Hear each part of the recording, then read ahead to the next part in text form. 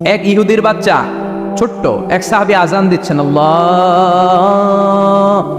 আকবার আল্লাহু আকবার আল্লাহু আকবার আল্লাহু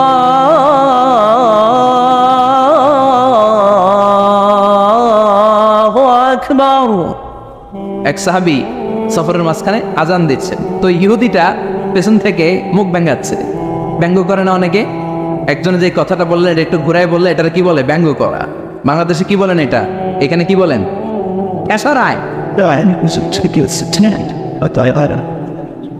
ঠেসারায়। এক সাহাবী আজান দেয়, আরেকজন ঠেসারায়। যে ঠেসারায় সে ছোট ইহুদির বাচ্চা। সাহাবী আজান দেয়, এক গাছের ঝোপঝাড়ের পেছন থেকে ইহুদির একটা ছোট্ট ছেলে ঠেসারায়। বিশ্বনবী বললেন, এটারে ধর।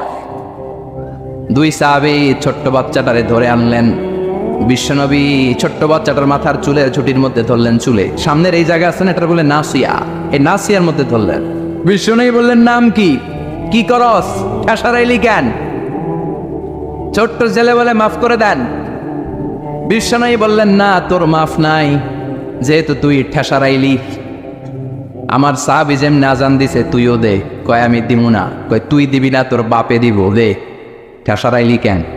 এবার বিশ্বনবীও ছাড়ে না, ভয়ের চোটে ওই ছোট্ট ইহুদির বাচ্চা আজান দিচ্ছে, আল্লাহু আকবার আল্লাহু আকবার আল্লাহু আকবার আল্লাহু আকবার আশহাদু আল্লা ইলাহা ইল্লাল্লাহ আশহাদু আল্লা ইলাহা ইল্লাল্লাহ। এরপর আর পড়ে না।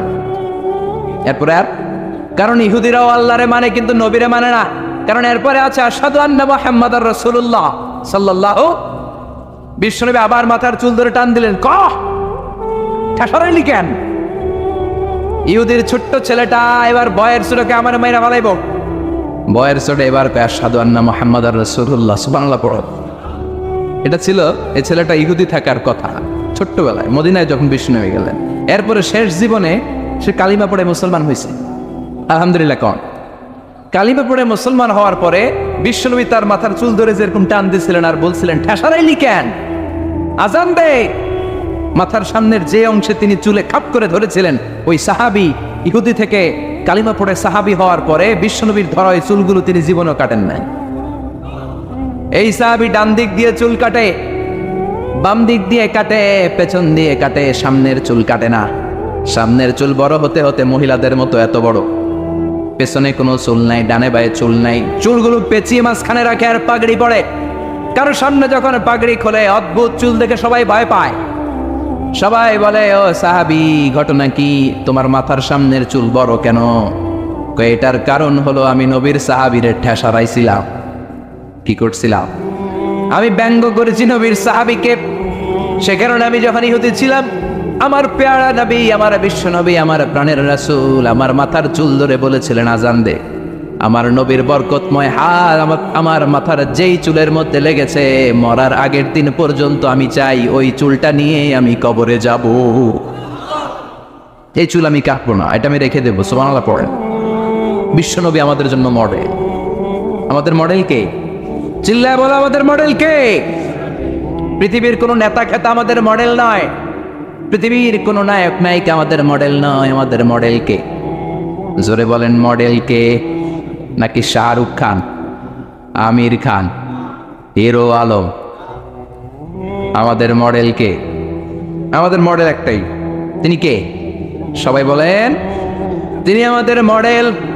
এজন্য আল্লাহ সূরা দিলেন লেভেল প্লেইং ফিল্ড, সূরাতুল আহজাব। মনে আছে? ভুলে গেছেন মনে হয়। দল কি একটা থাকবে না অনেকগুলা?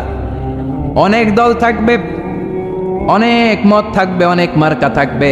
এই দল নিয়েও মাঝে মাঝে মারামারি আছে না নাই? এই মারামারি যদি বন্ধ করতে হয়, একজনকে মডেল মানবা, তিনি কে? এই জন্যই সূরাতুল আহজাব দলাদলির সূরার মধ্যে আল্লাহ এই মডেলের কথা বললেন, মা কানা মুহাম্মাদুন আবা আহাদিম মির রিজালিকুম ওয়ালাকিন রাসূলুল্লাহি ওয়া খাতামান নাবিয়্যিন ওয়া কানা আল্লাহু বিকুল্লি শাইইন আলিমা। পড়েন আল্লাহু আকবার। দলাদলি থাকবে। দলাদলি কমবে কেমনে? মারামারি কমার একটাই মাধ্যম, একজনকে নেতা মানতে হবে, তিনি আমার নেতা, তোমার নেতা বিশ্বনবী। মাঝে মাঝে একটু মজা করতে হয়, ঠিক কিনা?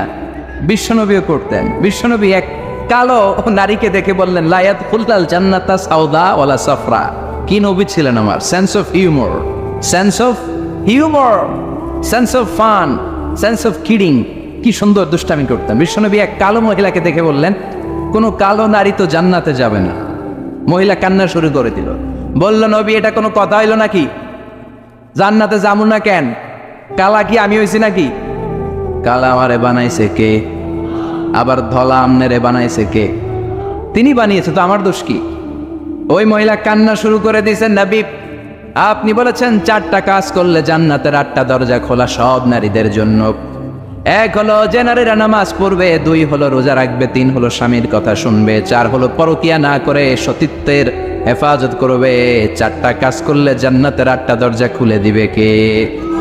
ও নবী আমি তো 4টাই করি, কেন জান্নাতে যাব না আপনি বলেন?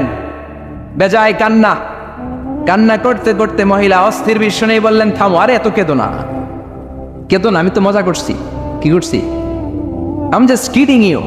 আমি মজা করেছি, আমি ফান করেছি, আমি তো রসিকতা করে বলেছি তুমি যখন জান্নাতে যাবা তখন এরকম কুচকুচে কালো থাকবা না, তোমাকে পূর্ণিমার চাঁদের মতো সুন্দরী বানায় দিবে কে? বিশ্ব সুন্দরী হয়ে হুরদেরকে ফেল করে তোমার রূপের ছলকানিতে হুরেরাও ফেল। সুবহানাল্লাহ, এরকম সুন্দরী হয়ে যাবা। This is the sense of fun. বিষ্ণুনবী কিন্তু মাঝে মাঝে এরকম ফান করতেন। সুবহানাল্লাহ পড়েন। আবার এক সাহাবী নাম আব্দুল উজ্জা, কালিমা পড়ার পর নাম হয়ে গেল আব্দুর রহমান। এই সাহাবীর সাথে সব সময় বিড়াল থাকে। কি থাকে? জাহিলি যুগে নাম ছিল আব্দুল উজ্জা। উজ্জা একটা মূর্তির নাম, এই মূর্তির গোলাম। ইসলাম ধর্ম গ্রহণের পরে নাম রাখলো আব্দুর রহমান। কার গোলাম? জোরে বলেন। আব্দুর রহমান হওয়ার পরে এই সাহাবা সব সময় বিড়াল নিয়ে ঘুরে। মসজিদে আসলো কাঁধে বিড়াল, মাঝে মাঝে জামার আস্তিনের ভিতরে বিড়াল, মাঝে মাঝে পকেটে বিড়াল লইয়া নামাজ পড়ে। সুবহানাল্লাহ। বিশ্বনবী একদিন মজা করে আব্দুর রহমান নামক ওই সাহাবীটারে ডাক দিয়ে বললেন, ও বিড়ালের বাবা, ইয়া আবা হুরাইরা, এ বিড়ালের বাবা। সুবহানাল্লাহ পড়ে। আবু হুরায়রা কয়, বিশ্বনবী বলছে বিড়ালের বাবা। আমার নবী যদিও মজা করে ভালোবাসা থেকে আমার নাম দিয়েছে বিড়ালের বাপ, আজকে থেকে কেউ আমার আব্দুর রহমান ডাকবি না, মরার আগের দিন পর্যন্ত আমি থাকবো বিড়ালের বাপ। বিড়ালের বাপ আমি। কিসের বাপ? সুবহানাল্লাহ, কি ভালোবাসতো সাহাবারা। কাআন সাফসাফা লা তারা ফিহা ইওয়াতাও ওয়ালা আমতা। আল্লাহ বললেন, আমিও কিয়ামতের ময়দানে লেভেল প্লেইং ফিল্ড করব, একেবারে সমান, কোনো উঁচু নিচু নাই। সবাই উলঙ্গ হয়ে দাঁড়াবো, গায়ে কোনো জামা নাই, কাপড় নাই, কোনো ড্রেস নাই, কিচ্ছু নাই, বাহাদুরি নাই, ক্ষমতা নাই, প্রশাসনও নাই। Level playing field. কথা বলেন। কিচ্ছু নাই তার মানে লেভেল প্লেইং ফিল্ড। মা এসে বললেন, ইয়া রাসূলুল্লাহ, ওই লেভেল প্লেইং ফিল্ডে যখন আমরা উলঙ্গ হয়ে দাঁড়াবো আমাদের কি লজ্জা লাগবে না? No one has any garment in their body, any dress in their body. কারো গায়ে কোনো জামা নাই, কোনো পোশাক নাই। Don't they feel any shy? Don't they feel any shame? লজ্জা লাগবে না? বিষ্ণু বললেন, আয়েশা, এখনকার দিনটার মতো সে লেভেল প্লেইং ফিল্ডের দিনটা নয়, সে দিনটা বড় ভয়ঙ্কর দিন। মাথার সূর্যটা কাছে নেমে আসবে, মাথার মগজগুলো সূর্যের তাপে গলে গলে নাকের ছিদ্র কানের ছিদ্র দিয়ে বেয়ে বেয়ে পড়বে। সবাই তৃষ্ণার্ত, ঘর্মাক্ত, ক্লান্ত, শ্রান্ত, পেরেশান। ভাই ভাইরে চিনে না, বন্ধু বন্ধুরে চিনে না, পীর সাহেব মুরিদরে চিনে না, নেতা কর্মীরে চিনে না। চিল্লা এখন ঠিক কিনা? Level playing field. কেউ কাউকে চিনে না, সব খালি দৌড়, আইজো দৌড়, কাইলো দৌড়, কারো গায়ে জামা নাই। আয়েশা, সেদিনটা বড় ভয়ঙ্কর। তৃষ্ণার চোটে জিহ্বাটা বের হয়ে কুকুরের মতো নাভিস্থলে এসে ঝুলতে থাকবে। কুকুরের জিহ্বা যেমনি গ্রীষ্মকালে ঝুলে। আল্লাহ তুমি বাঁচাও বলে যে চিৎকার শুরু করবে। কার গায়ে জামা আছে, কার গায়ে জামা নাই, এটা কারো খেয়ালই থাকবে না রে Ayesha. This is called level, কথাগণ, লেভেল প্লেইং ফিল্ড। সবার সমান সুযোগ, কারোর জন্য এক্সট্রা কোনো সুযোগ নাই। আল্লাহ আমাদের দেশেও তুমি লেভেল প্লেইং ফিল্ডের নির্বাচন উপহার দেওয়ার তৌফিক দান করো। নির্বাচন পূর্ব যত সহিংসতা, মারামারি, অস্থিরতা, বোমাবাজি, হামলা, এগুলো থেকে আমার দেশকে তুমি বাঁচাও। এমন নেতা নেত্রী আমাদের জন্য নির্ধারণ করো যাদের কাছে আমাদের কোরআন নিরাপদ, যাদের কাছে আমার ইসলাম নিরাপদ, যাদের কাছে এদেশের 17 কোটি মানুষ নিরাপদ। চিল্লায় বলেন ঠিক কিনা? গণতান্ত্রিক দেশে সবচেয়ে বেশি প্রায়োরিটি পাবে জনগণ, ঠিক না? আপনাদের ভোটেই নেতারা নির্বাচিত হয়। এখন আমনে করে ভুলে গেলে চলবে? কথা বলেন। এ দেশটা সচল আছে এদেশের মানুষের টাকায়। আমাদের প্রায় 1.5 কোটি লোক দেশের বাইরে কাজ করে। কি করে? কথা কয় না। আমরা কাজ করি, কাজ করে খাওয়া নবীদের সুন্নত। সুবহানাল্লাহ পড়েন। দাউদ আলাইহিস সালাম নিজে কাজ করে ওইটা দিয়ে যে অর্থ উপার্জন করতেন সেটা খেয়ে জীবিকা চালাতেন। চিল্লায় পড়েন সুবহানাল্লাহ। বিশ্বনবী নিজে কাজ করতেন, বিজনেস করতেন, ছাগল চড়াতেন। খাদিজাতুল কুবরা তাহেরা, বিশ্বনবীর প্রথম স্ত্রী, প্রিয়তমা স্ত্রী, ওনার আন্ডারে বিশ্বনবী জব করতেন, চাকরি করতেন, মাথার ঘাম পায়ে ফেলে উপার্জন করতেন। চিল্লায় কোন ঠিক কিনা? আমার দেশের প্রায় 1.5 কোটি মানুষ দেশের বাইরে কাজ করে, আর তাদের টাকায় সচল থাকে আমার দেশ। এজন্য তাদের মর্যাদা সবচেয়ে বেশি, জনগণের মতামতের মর্যাদা সবচেয়ে বেশি। খেটে খাওয়া মানুষের মনে কি জ্বালা যন্ত্রণা, এটার মর্যাদা ইসলামে সবচেয়ে বেশি। চিল্লায় বলেন ঠিক কিনা? সৌদি আরবে আমার যে ভাইয়েরা মেথরের চাকরিও করে, তারও 20,000 টাকা দেশে ঢুকে। এজন্য নেতা নেত্রীরা যখন বলে দেশ সিঙ্গাপুর হয়ে যাবে, আমেরিকা হয়ে যাবে, তাদের মাথায় রাখা উচিত দেশটা কিন্তু সচল আছে আমার বিদেশি যে প্রবাসী ভাইরা তাদের কষ্টার্জিত অর্থের টাকায়। চিল্লায় বলেন ঠিক কিনা? এজন্য জনগণের রায় সবচেয়ে বড় রায়। যাদের হৃদয়ে আল্লাহর ভয় আছে তাদেরকে কোনো কিছু দিয়ে কেনা যায় না। ফাঁসির মঞ্চ তার কাছে জান্নাতের গুলবাগিচা। চিল্লায় বলেন ঠিক কিনা? ভয় নাই। মুমিনের ভয় অন্তরে থাকে শুধু একজনের, তিনি কে? চিল্লায় বলেন তিনি কে? আর শাহাদাতের মৃত্যুর চাইতে শ্রেষ্ঠ মৃত্যু আছে? জোরে বলেন আছে? এজন্য বিশ্বনবী সবসময় আল্লাহর কাছে দোয়া করছেন, আল্লাহ আপনি আমাকে শাহাদাতের মৃত্যু দেন, আপনি আমাকে শহীদ হিসেবে কবুল করেন। বিশ্বনবীর কলিজার টুকরা সাহাবা ওমরে ফারুক দোয়া করতেন, আল্লাহ আপনি আমারে শহীদ বানান, নবীর দেশে আমারে মৃত্যু দেন। আল্লাহুম্মা রযুকনা শাহাদাতান ফি সাবিলিক ওয়াল মাউতা ফি বালাদি রাসূলিক। আল্লাহ আপনি আমাকে দিনের পথে শাহাদাতের মৃত্যু দেন, আপনার নবীর শহর মদিনার মধ্যে আমার মৃত্যু দেন। পড়েন আমিন। ওমরে ফারুককে শহীদ হিসেবে কবুল করেছে কে? আমাকে শহীদ করে সেই মিছিলে শামিল করে নিও, যে মিছিলের নেতা মীর হামজা, খোবায়েব খাব্বাব, আল্লাহর কাছে যারা অতি প্রিয়, শামিল করে নিও আমাকে শহীদ করে ওই মিছিলে শামিল করে নিও। পড়েন আমিন। চিৎকার করে পড়তে হবে আমিন। আবার বিষ্ণু বললেন যে আল্লাহর কাছে শাহাদাতের মৃত্যু চায়, মান সাআলাল্লাহ আশ-শাহাদাতা বাল্লাগাহুল্লাহু মানাজিল আশ-শুহাদা ওয়া ইন মাতা আলা ফিরাশি। অন্তর থেকে ভালোবেসে হৃদয় দিয়ে ইখলাসের সাথে কেউ যদি আল্লাহর কাছে শাহাদাতের মৃত্যু কামনা করে, ওই লোকটা যদি বিছানায় পড়েও মারা যায়, কিয়ামতের দিন শহীদদের কাতারে তারে দাঁড় করাইয়া দিবে কে?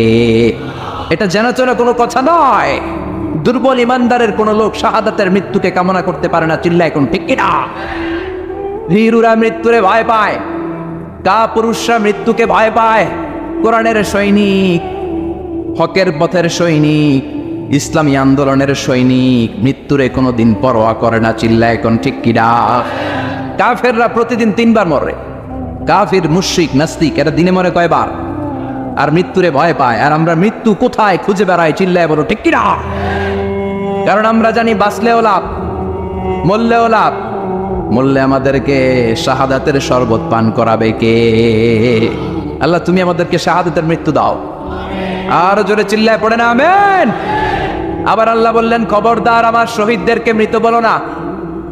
ওয়ালা তাকুলু লিমান ইয়াকতালু ফি সাবিলিল্লাহি আমওয়াত বাল আহইয়াউ ওয়ালাকিন লা তাশউরুন। খবরদার, আল্লাহর রাস্তায়, আল্লাহর জমিনে আল্লাহর দ্বীনকে কায়েম করতে যে দেহের তাজা রক্ত বিলিয়ে দিয়ে যারা শহীদ হয়, খবরদার তাদেরকে মৃত বলো না, তারা জীবিত। কার কথা? চিল্লায় বলেন, কার কথা? শহীদ যখন শাহাদাত বরণ করে, গায়ের রক্ত ঝরতে থাকে, তারে গোসল দেওয়া যায় না। বিশ্বনবী বলেছেন রক্ত সহ দাফন দাও, কারণ কিয়ামতের ময়দানে টকটকে রক্ত মাখানো সাদা কাফনের মধ্যে লাল রক্ত লাগলে এটা সুন্দর দেখায়। টকটকে লাল তাজা রক্ত নিয়ে কিয়ামতের ময়দানে শহীদরা দাঁড়াবে আর বলবে, আল্লাহ আরেকবার পাঠাও, আরেকবার দুনিয়াতে পাঠাও, আবার জীবনটারে তোমার রাস্তায় বিলিয়ে দিয়ে শহীদ হয়ে আসি। আল্লাহু আকবার। এটা ভীরুদের কাজ নয়, এটা মুনাফিকদের কাজ নয়, এটা ইমানদারদের চ্যালেঞ্জ। মুমিন মাত্রই তার হৃদয়ের ভেতরে শাহাদাতের তামান্না থাকবে। চিল্লায় বলো ঠিক কিনা? এজন্য ইসলামী আন্দোলনের সিপাহী সালার যারা, ইসলামের জন্য যারা জীবনটারে বিলিয়ে দিল, শাহাদাতের পেয়ালা পান করলো, আল্লাহ শাহাদাতের সর্বোচ্চ মর্যাদা তুমি তাদের নসিব করো। আমরাও যেন শাহাদাতের তামান্নায় বিভোর থাকতে পারি, কায়মনোবাক্যে তোমার কাছে দোয়া করতে পারি, তুমি তৌফিক দাও। এজন্য ফাঁসিয়াখালীর ভাইয়েরা ফাঁসিকে ভয় করে না। চিল্লায় বলো ঠিক কিনা? মুমিন বান্দারা ইসলামের পক্ষে থাকার কারণে যে জেল জরিমানা আসে, হুমকি ধামকি, এটারে ভয় করে না। মুমিন ভয় করে একজন রে, তিনি কে? চিল্লায় বলেন, তিনি কে? বিশ্বনবী বললেন, আমি চলে যাব।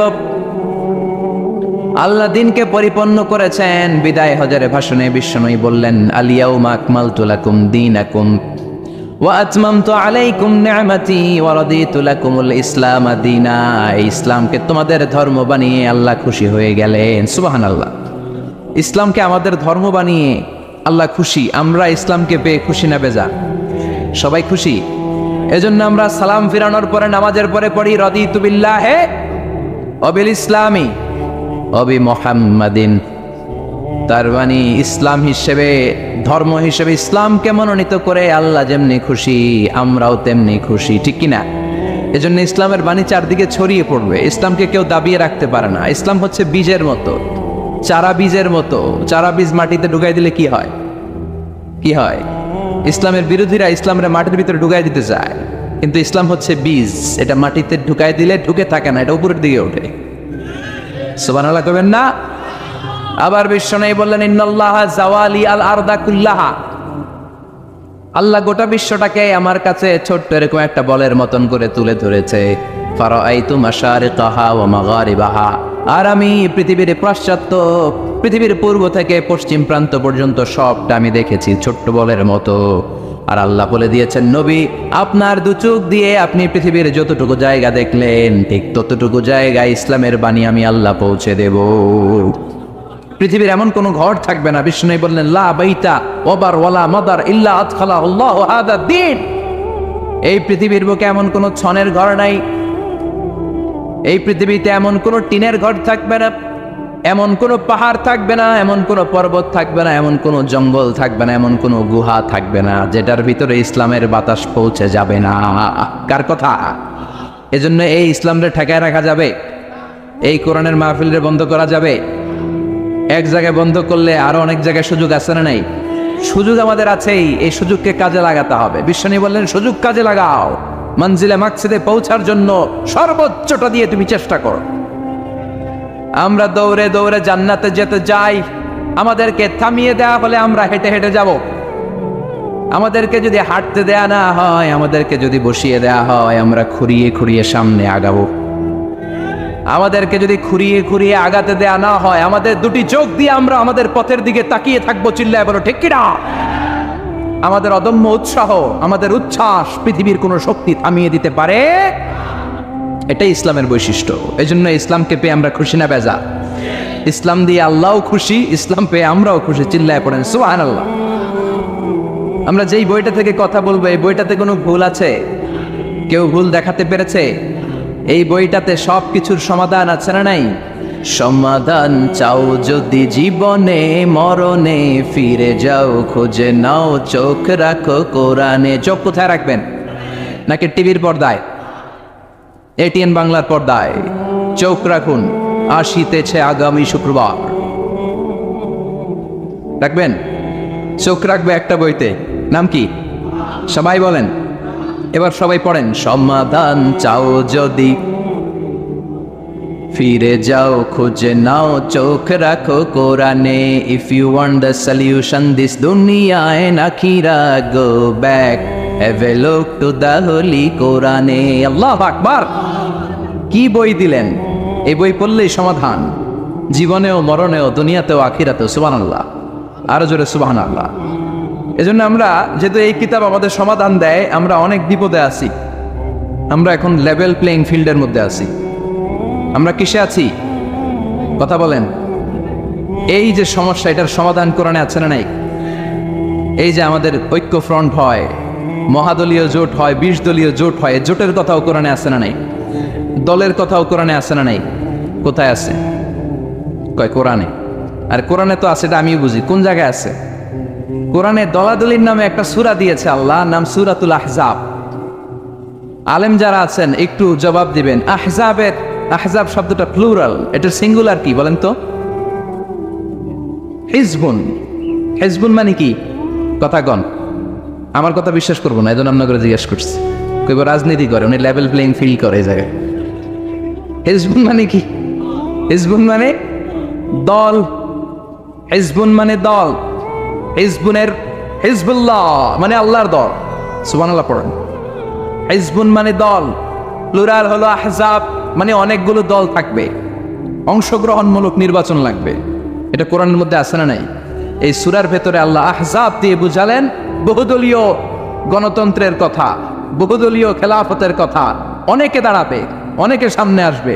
যারা ভালো, যারা কোরআন বোঝে, ইসলাম বোঝে, তাদেরকে আমরা চুজ করবো। চিল্লায় বলো ঠিক কিনা? Level playing field. সূরাতুল আহজাব, ঐক্যফ্রন্ট, মহাজোট, 20 দলীয় জোট, 14 দলীয় জোট, আছে না নাই? এই নামে আল্লাহ সূরাই ডেডিকেট করল। সূরাতুল আহজাব, দলাদলির সূরা, আমার ভাই তোমার ভাইয়ের সূরা। সুবহানাল্লাহ বাড়িতে গিয়া চিল্লায় পড়েন সুবহানাল্লাহ। কোরআনের চ্যাপ্টারাইজেশন নিয়ে খেয়াল করলে আপনি অবাক হবেন। এই যে দেখেন, সূরাতুল আহজাব মানে যে দল, আমরা অনেকে জানি না। হিজবুন মানে দল, আহজাব মানে দল সমূহ, পার্টি। পার্টির নামে আল্লাহ সূরা দিলেন। আবার ওই যে ভাই বললেন সূরাতুশ শুরা, পার্লামেন্টের নামে সূরা। সুবহানাল্লাহ পড়বেন না? সূরাতুল মুলক, রাষ্ট্রের নামে সূরা, ক্ষমতার নামে সূরা। সব ক্ষমতার মালিক একজন, তিনি কে? আল্লাহ একটা সূরা দিলেন। পার্লামেন্টের নামে সূরা দিলেন, লেভেল প্লেইং ফিল্ডের নামে দিলেন, দলাদলির নামে দিলেন। আলহামদুলিল্লাহ পড়েন। এরপরে মানুষের নামে কোনো সূরা নাই। হ্যাঁ, কি নাম সূরার? সূরাতুন নাস। আবার সূরাতুল ইনসানও একটা আছে না নাই? ইনসানের প্লুরাল হচ্ছে নাস, তার মানে এক বচনে আছে, দ্বিবচনও আছে। তো মানুষ আছে, কিন্তু জিনদের নামে তো নাই। জিনদের কথাও আছে। কি নাম? সূরাতুল জিন। ছোটবেলা মনে করতাম এই সূরা পড়লে জিন আসে, পইরা শেষ করতাম, মাগার জিন খুঁজে পাইতাম না। আহা, না, সূরাতুল জিন পড়লে জিন আসে না, এটা ভুয়া কথা। বিশ্বনবীর হাতে শুধু সাহাবীরাই বায়াত হয় নাই, বিশ্বনবীর হাতে জিনেরাও হাতে হাত রেখে বায়াত হয়েছে। সুবহানাল্লাহ পড়েন। বিশ্বনবী তায়েফের ময়দানে দাওয়াত দিতে গেলেন, তায়েফের ছেলেরা বিশ্বনবীকে আঘাত করে জর্জরিত করলো। নবীর মনটা বড্ড খারাপ। আল্লাহ বললেন, নবী মানুষের কাছ থেকে প্রত্যাখ্যাত হয়েছেন, আমার আরেকটা গ্রুপ আছে, ওইটা হচ্ছে জিনদের গ্রুপ। ওই জিনদের একটা গ্রুপ আপনার হাতে হাত রেখে বায়াত হয়ে যাবে। সুবহানাল্লাহ। তার মানে মানুষের নামেও সূরা। কি সুন্দর চ্যাপ্টার। সূরাকে ইংরেজিতে বলে চ্যাপ্টার। আমি মাঝে মাঝে চ্যাপ্টার বলে ফেলবো, তো যেন আপনারা বুঝেন সূরাকে ইংরেজিতে কি বলে। তাহলে বলেন তো, কোরআনে কয়টা চ্যাপ্টার আছে? কথা বলেন। মাশাআল্লাহ, অনেক কিছু জানে দেখি। 11 বসাই দিলে তাফসীর করতে পারবে। কি সুন্দর আমাদের দেশ। শীতকালে এত ওয়াজ শুনছি, হ্যাঁ, এত ওয়াজ মানুষরা শুনে, এক একজন এক একটা মুফাসসিরে কোরআন। আলহামদুলিল্লাহ কবেন না? পৃথিবীর কোন দেশে এত মুফাসসিরে কোরআন নাই, আল্লাহর কসম। এত কোরআনের বয়ান নাই, এত কোরআনের মাহফিল নাই। কোরআনের জন্য এত ত্যাগ, এত তিতিক্ষা, এত রক্ত আর কোথাও ঝরে না। চিল্লা এখন ঠিক কি না? জিনদের নামেও সূরা, মানুষের নামে সূরা, কিন্তু কোন প্রাণীর নামে আল্লাহ সূরা টুরা দেয় নাই। সূরাতুল আনআম, সূরাতুল ফিল, ফিল মানে কি? হাতি। সূরাতুল, দেখছেন দেখছেন, সূরাতুন নামল, পিঁপড়ার সূরা। সবচেয়ে স্থলের সবচেয়ে বড় সাইজের প্রাণীটার নামে আল্লাহ একটা সূরা দিলেন, সূরাতুল ফিল। ফিল মানে হাতি, হাতির নামে সূরা। স্থলের সবচেয়ে দৃশ্যমান আমরা যেটা দেখি, সবচেয়ে ছোট ধরনের প্রাণী পিঁপড়া, এটার নামে সূরা দিলেন। এরপরে নাহাল, নাহাল মানে কি? মৌমাছি। সুবহানাল্লাহ পড়েন। এই যে মধু নিয়ে আসে, আমরা মধু খাই, বিশ্বনবী মধু খেতেন। দুর্গন্ধওয়ালা মধু না, ভালো মধু খেতেন। সুগন্ধওয়ালা মধু বিশ্বনবী খেতেন। সুবহানাল্লাহ। এই মধুর মধ্যে যে আল্লাহ কত বরকত দিয়েছেন, এটা হচ্ছে তিব্বুন নবী, নবীর দেয়া চিকিৎসা পদ্ধতি। আপনি মধু খান, আপনার দেহটা অনেক শক্তিশালী থাকবে। মৌমাছি যে যখন মধু আহরণ করে, ওই এলাকার মধ্যে যত বনাজি গাছ আছে, ওই গাছগুলো থেকেও মধু নিয়ে আসে, ফুলের গাছ থেকে নিয়ে আসে। তার মানে যত ধরনের রোগের প্রতিষেধক, এটা ভ্যাকসিন, এটা মধুর ভিতরে আছে না নাই? আবার মধুর মধ্যে একটা জিনিস আছে, প্রোপেলিস বলে, প্রোপেলিস। এই প্রোপেলিস কাটা জায়গায় লাগাই দিলে তাড়াতাড়ি অ্যান্টিসেপটিক, শুকায় যাবে। দ্বিতীয় বিশ্বযুদ্ধে এত অ্যান্টিসেপটিক ছিল না, অ্যান্টিবায়োটিক ছিল না। সব যোদ্ধাহতরা মধু এনে মধু মেখা দিত, কয়েকদিনের মধ্যে সুস্থ। সুবহানাল্লাহ। এই মধুর নামে, মৌমাছির নামে আল্লাহ সূরা দিলেন। এরপরে 8 পাওয়ালা একটা প্রাণী আছে, ছোট্ট, এরকম দৌড়ায়, কি নাম? মাকড়সা। এই মাকড়সার নামে সূরা দিলেন। সুবহানাল্লাহ কবেন না? এরপরে আল্লাহ খাওয়ার নামে সূরা দিলেন, সূরাতুত তিন। তিন ফল খাইছেন? ডুমুর, ফিক, ওয়াত্তিন ওয়াজ জাইতুন, আছে না নাই? আবার খাবেন যেই দস্তরখানে করে, ডাইনিং টেবিলে করে, ওই ডাইনিং টেবিলের নামে সূরা আছে না নাই? কি নাম সূরার? সূরাতুল মায়েদা, ডাইনিং টেবিলের সূরা। আল্লাহু আকবার। পরিবারের নামে সূরা দিলেন, পরিবার, সূরাতু আলে ইমরান। মারইয়াম, মারিয়ামের মা, মারিয়ামের বাবা ইমরান, তিনজনরে আল্লাহ এত পছন্দ করেছে, তাদের পরিবারের নামে সূরা। কি নাম? আবার বংশের নামেও সূরা আছে না নাই? কি বংশ? হ্যাঁ, মুন্সি বংশ, চেয়ারম্যান বংশ, তালুকদার, চটকদার, খবরদার। কি বংশ? লিলাফি। সুবহানাল্লাহ। বংশের নাম সূরা, মানুষের নামে সূরা, প্রাণীর নামে সূরা। আবার মাঝে মাঝে কিছুদিন পর পর বাংলাদেশটা কেঁপে ওঠে, কাপাকাপির নামে কোনো সূরা নাই। কি নাম? আল্লাহু আকবার, আল্লাহু আকবার। আবার মাঝে মাঝে কিছু লোকেরা মাথার মধ্যে লম্বা লম্বা চুল নিয়ে কি যেন বলে, আজে বাজে কবিতা বলে, আজে বাজে উল্টা পাল্টা কবিতা লেখে। আবার ভালো কবিও আছে না নাই? এই কবি সাহিত্যিকদের নামে কোনো সূরা নাই। কি সূরা? কেউ জানে না? কে জানেন? বলেন বলেন বলেন বলেন। সূরাতুশ শুআরা। আলহামদুলিল্লাহ পড়েন। এই যে পারতেছেন না, এটা ভালো। পারেন না, এরপর যখন শুনবেন ওটা আর বলবেন না, ঠিক কিনা? একটু ঠেকা ঠেকা ভাব, জিজ্ঞেস করলো কি জানি মনে আসে না, হুট করে উত্তর বলা হলো, এটার মানুষ ভুলে না। এজন্য বলা হয়, শিখছো কোথায়? ঠেকছি যেথায়। শিখছো কোথায়? ঠেকছি যেথায়। কবি সাহিত্যিকদের নামে সূরাতুশ শুআরা। চিৎকার করে পড়েন আল্লাহু আকবার। আল্লাহ লেভেল প্লেইং ফিল্ডের নামে সূরা দিলেন, সূরাতুল আহজাব, দলাদলির সূরা। এজন্য আল্লাহ বললেন, এই পৃথিবীতে দলাদলি থাকবে, মারামারি থাকবে, মতের অমিল থাকবে। সমাজে মতের অমিল আছে না নাই? এক এক দলের এক এক ইশতেহার, এক এক দলের এক এক ইশতেহার আছে না নাই? কিন্তু এই ইশতেহারগুলোর মধ্যে ইসলামের বিরুদ্ধে কথা বললে রাষ্ট্রীয়ভাবে বেয়াদবগুলোর বিরুদ্ধে ব্যবস্থা নেওয়া হবে, এরকম কোনো ইশতেহার আমরা এখনো দেখি নাই। চিল্লায় বলেন ঠিক কিনা? যে ইমান প্রয়োজনে জ্বলে ওঠে না, যে ইমান সত্যনের কথা বলে না, যে ইমান প্রয়োজনে জ্বলে ওঠে না, যে ইমান সত্যনের কথা বলে না, যে ইমান বাস্তবে নাই, যে ইমান অন্তরে নাই, মুখে শুধু ফাঁকা বলি, কি করে তারে বলো ইমানে বলি, কি করে তারে বলো ইমানে বলি, কি করে তারে বলো ইমানে বলি, ঠিক কিনা? যে ইমান দিন কায়েমের আন্দোলনের ধার ধারে না, যে ইমান লেবাসধারী কোরআন হাদিস তাও পড়ে না, যে ইমান খাজার নামে মাজার গড়ে ফুলুস কামায়, আছে না নাই? পেকুয়াতে নাই, এদিকেও আছে।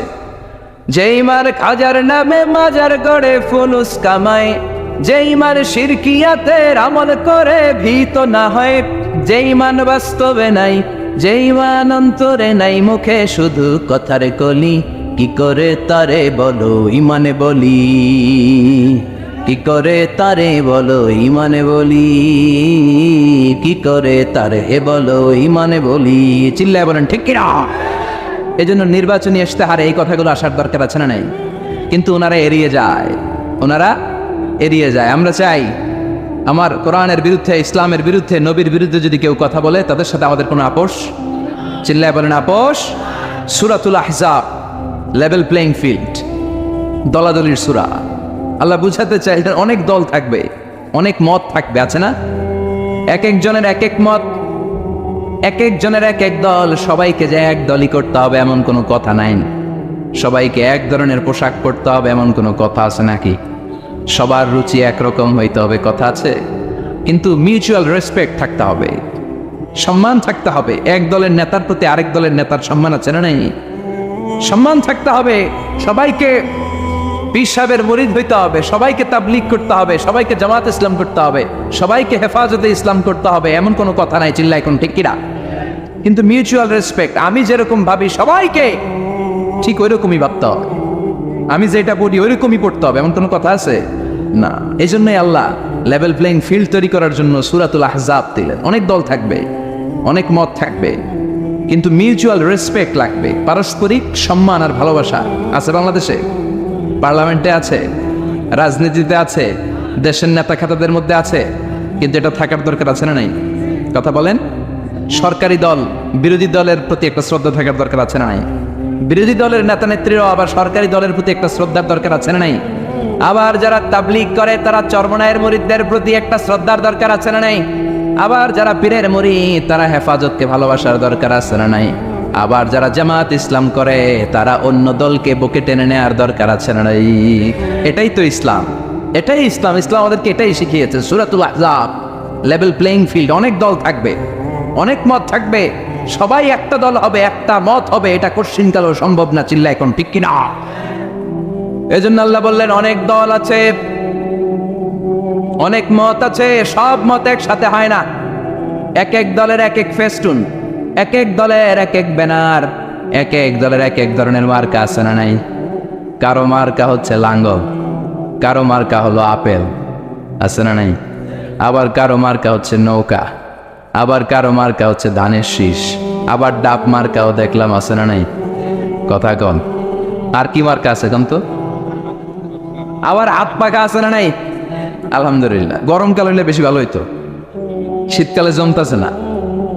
আলহামদুলিল্লাহ। আর কি আছে? হাতুড়ি মার্কা।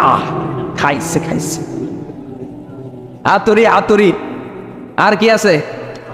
হ্যাঁ, সিংহ, সাইকেল, আর ঝাড়ু। আর দরকার নাই। আল্লাহ বললেন লেভেল প্লেইং ফিল্ড, সূরাতুল আহজাব। অনেক দল থাকবে, অনেক মত থাকবে। ওই যে আপেল নিয়ে আসছে একজন, বাঁশখালীর আপেল। আচ্ছা ঠিক আছে। এখন পকেটে, অনেকের পকেটে ছোট্ট নৌকা পাবেন, অনেকের পকেটে আবার ওই ধানের গোছা পাওয়া যায়, আবার ওই চাচার পকেটে আপেল। হ্যাঁ, ডাব লয়ে ঘুরেন না, আবার ডাব, ডাব ঝাড়ু এগুলো লয়ে ঘুরেন না। সবসময় আলহামদুলিল্লাহ বললে নেয়ামত বাড়িয়ে দেয় কে?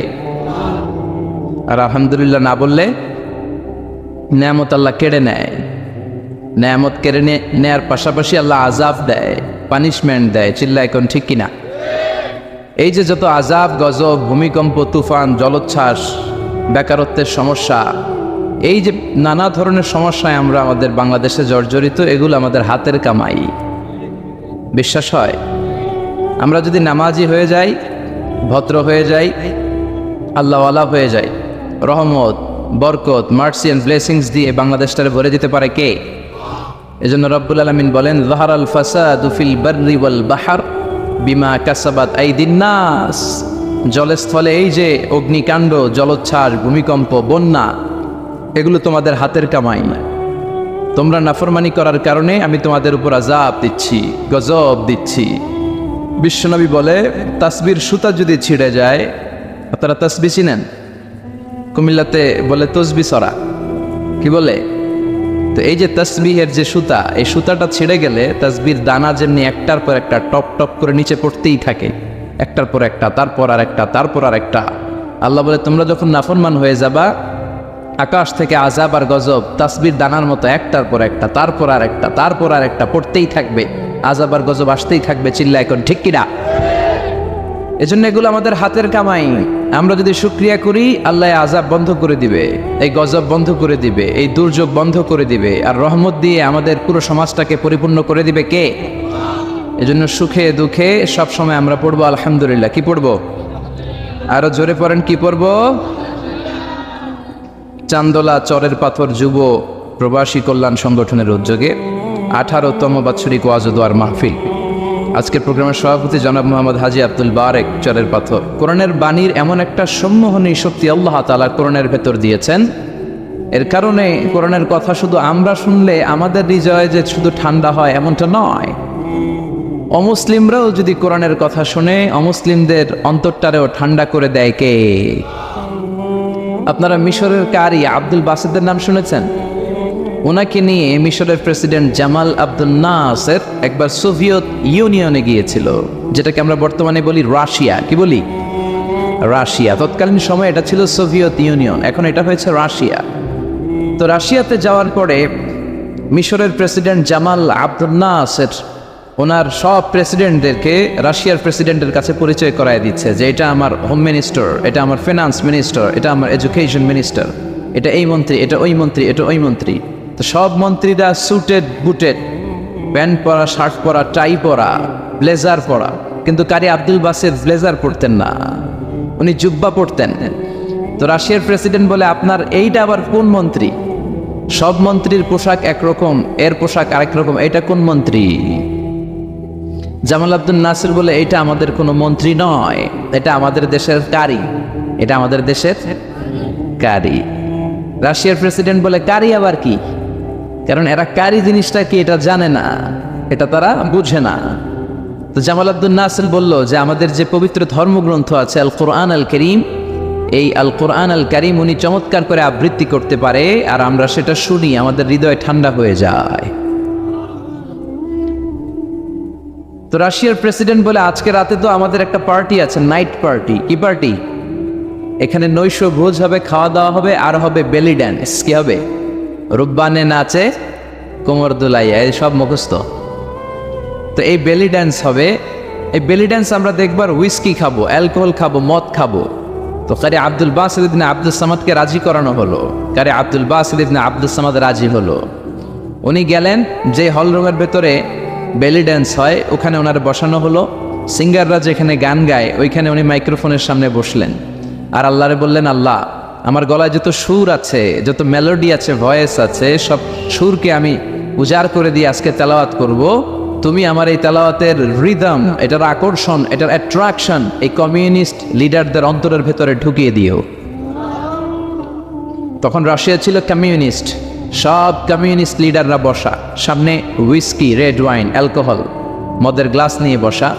তা আব্দুল বাসিত আব্দুস সামাদ চোখ বন্ধ করলেন। ওই দিনকার তেলাওয়াতটা উনি চোখ বন্ধ করে করেছিলেন। সুবহানাল্লাহ পড়েন।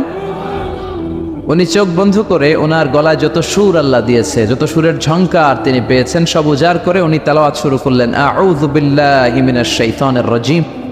যতক্ষণ তেলাওয়াত চলেছে কেউ মদ খায় নাই, তাকিয়ে রইলেন, মন্ত্রমুগ্ধ হয়ে শুনলেন, আর সকলের চোখ দিয়ে তার দাঁড় করে পানি ঝরতে শুরু করলো। তেলাওয়াত শেষ, আব্দুল বাসেত চোখ খুললেন, চোখ খুলে দেখেন কেউ মদ খায় নাই, আর সবাই কান্না জর্জরিত অবস্থায় বসে আছে। মিশরের প্রেসিডেন্ট জামাল আব্দুল নাসের কমিউনিস্ট লিডারদেরকে জিজ্ঞেস করলেন, এই যে আমাদের আবৃত্তিকার ও কোরআন থেকে আবৃত্তি করেছে, আপনারা কি আর অর্থ বুঝেছেন? তারা বলে, না বুঝি নাই। কোনো মানে বুঝেছেন? না বুঝি নাই। তো কেঁদেছেন কেন? কমিউনিস্ট লিডাররা বলে, এত চমৎকার সুরেলা সুর, এরকম গলা, এরকম ভয়েস আমরা আমাদের জীবনে শুনি নাই। এটা শুনে আমাদের হৃদয়টা ঠান্ডা হয়ে গিয়েছে। আমাদের অন্তরে অনেক জ্বালা, অনেক যন্ত্রণা, অনেক দুঃখ কষ্ট, এগুলোকে ভুলে থাকার জন্য আমরা রাতে বেলি ড্যান্স দেখি আর মদ খাই। এরকম কারি যদি আমাদের দেশে থাকতো, আমরাও প্রতি রাতে বেলি ড্যান্স না দেখে কোরআন শুনতাম। তারা কাঁদতে শুরু করেছে, কোরআনের অর্থ বুঝে নাই, মানে বুঝে নাই, কিন্তু এই বিজাতিদের কমিউনিস্ট লিডারদেরও অন্তরটারে ঠান্ডা করে দিয়েছে কে? ওই কোরআন আমাদের কাছে আসে না নাই? নাকি আব্দুল বাসেদ আরেকটা কোরআন থেকে তেলাওয়াত করেছিল? জোরে বলেন, এই কোরআনের কোনো চেঞ্জ হয়েছে? ১৫০০ বছরের এই লম্বা সময়ে কোরআনের একটা আয়াত চেঞ্জ হয়েছে? একটা শব্দ, একটা অক্ষর, একটা জের জবর পরিবর্তন হয়েছে? জোরে বলেন, হয়েছে? এই কোরআনের মতো আরেকটা বই যদি আমরা পৃথিবীর সবাই মিলে বানাতে চাই, বানানো যাবে? জোরে বলেন, যাবে? আপনারা আহমদ দিদাদের নাম শুনেছেন? জাকির নায়েকের গুরু আহমদ দিদাদ একটা বই লিখেছেন, the ultimate miracle of the holy Quran. ওই বইতে তিনি উল্লেখ করেছেন ইউনাইটেড স্টেটস অফ আমেরিকার কিছু বিজ্ঞানীরা সবচেয়ে পাওয়ারফুল যে কম্পিউটার, ক্রে 1 সুপার কম্পিউটার, এটা দিয়ে আমেরিকার মিলিটারিতে যারা চান্স পায়, মানে সেনাবাহিনীতে, তারা ম্যাথমেটিক্যাল ক্যালকুলেশনগুলো করার জন্য এই কম্পিউটার ব্যবহার করে। তো আমেরিকার বিজ্ঞানীরা আহমদ দিদাত তার ultimate miracle of the holy কোরআনে বলছেন যে কম্পিউটারের সব ইনফরমেশনগুলোকে কনসাইজ করে ওই ক্রে 1 সুপার কম্পিউটারের মাইক্রোচিপসের ভেতর ঢুকিয়ে কমান্ড করেছে, is it possible to create a book like Quran? ও কম্পিউটার, তুমি অ্যানালাইসিস করে বলো, এই কোরআনের মতো আরেকটা বই কি পৃথিবীর মানুষের বানানো সম্ভব? আপনারা বলছেন জি না, কিন্তু কম্পিউটার বলছে ইয়েস, সম্ভব, it's possible, it's possible, but you need to spend more than 63 octillion years.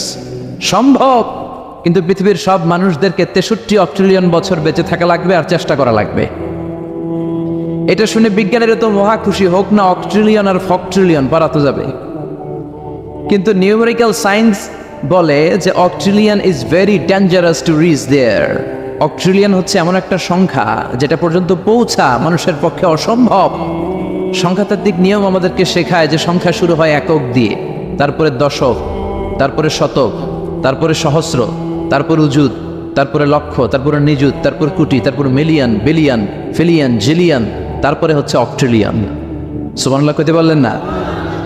এই 63 অক্ট্রিলিয়ন বছর আমাদের বাইসে থাকা লাগবে। আর 63 বছরই তো আমরা হায়াত পাই না, ঠিক কি না? 63 অক্ট্রিলিয়ন বছর যদি পৃথিবীর সবগুলো মানুষ হায়াত পায় আর যদি চেষ্টা করে, তাহলে পারহ্যাপস, মেবি, সম্ভবত কোরআনের মতো আরেকটা বই বানালেও বানানো যেতে পারে। সর্বশেষ কম্পিউটারের স্ক্রিনে অ্যানালাইসিস শেষে, বিশ্লেষণ শেষে যে কথাটা এসেছে সেটা হচ্ছে, it's quite impossible to create a book like Quran. পৃথিবীর মানুষগুলোর 63 অক্ট্রিলিয়ন বছর বেঁচে থাকাও সম্ভব না, কোরআনের মতো আরেকটা বইও বানানো সম্ভব না। চিল্লায় বলেন ঠিক কিনা? ওই কোরআন আমাদের হাতে আজও আছে না নাই? The greatest resource of power, the book of books, পৃথিবীর সবচেয়ে সেরা বই। এই বইয়ের কপিগুলো যদি কেউ আগুন দিয়েও জ্বালায় দেয়, আমাদের হাফেজ ভাইদের কলিজার ভেতরে কোরআন আছে না নাই? যদি আগুন লেগে ধ্বংস হয়ে যায়,